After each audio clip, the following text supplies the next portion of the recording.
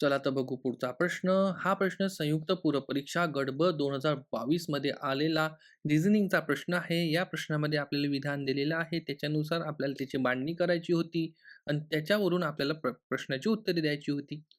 तर विधान काय म्हणते, की आंब्याचे झाड हे पेरू आणि लिंबूच्या झाडाच्या मध्ये आहे.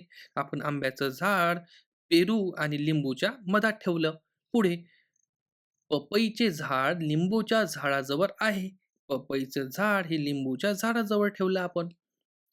पेरूच्या झाडाजवळ नाही. पपईचं झाड हे पेरूच्या झाडाजवळ नाही.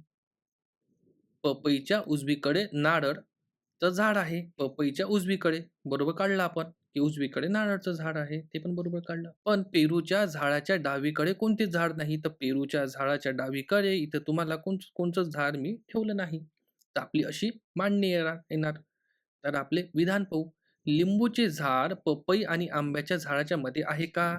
लिंबूचे झाड पपई पपई आणि आंब्याच्या झाडाच्या मध्ये आहे म्हणजे बरोबर आहे. पपईचे झाड नारळ आणि लिंबूच्या मध्ये आहे का? पपईचे झाड नारळ आणि लिंबूच्या मध्ये आहे का? हो आहे. पपईचे झाड नारळाच्या झाडाजवळ आहे का? पपईचे झाड नारळाच्या झाडाजवळ आहे का? आहे.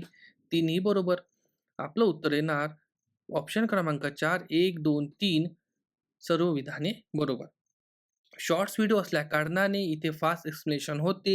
सविस्तर असा पूर्ण व्हिडिओ पाहण्यासाठी तुम्हाला इथे लिंक दिसत असेल, त्या लिंकवर तुम्ही क्लिक करून संपूर्ण व्हिडिओ पाहू शकता. सोबतच व्हिडिओ आवडला असेल तर चॅनलला लाईक करा, मित्रांमध्ये शेअर करा आणि आपल्या मॅथ्स ट्रिक मराठी या चॅनलला सबस्क्राईब करा. सोबतच बेल आयकॉन दाबा. धन्यवाद.